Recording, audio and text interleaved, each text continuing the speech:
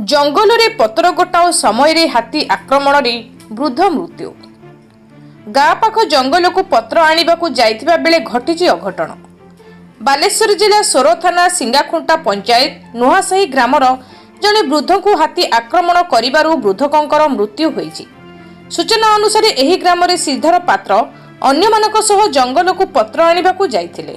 एही समय हठात एक हाथी आक्रमण करिबारु अन्य माने खसी आसीथिबा बेले श्रीधर हाथी आक्रमण में गुरुतर आहत होते। खबर पाई परिवार लोके तांकु उद्धार करी सोर डाक्तरखाना को आनिथिबा बेले सेठारे चिकित्साधीन अवस्था तांकर मृत्यु होइतिला।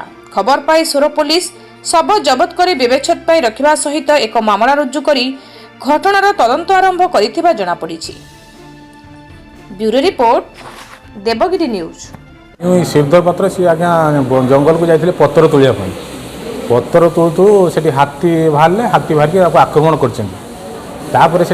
पाखर किसी लोक थे ये पड़ी जाइए पाख लोक टेकिक आनी किसी बाटर फोन करम पिला जाकि टली नहीं जाकि टली आनी रोड साइड्रु फोन कर आम्बुलांस गाड़ी की आम्बुलांस गाड़ी धनिक आसिक सोर मेडिकल पहुँची।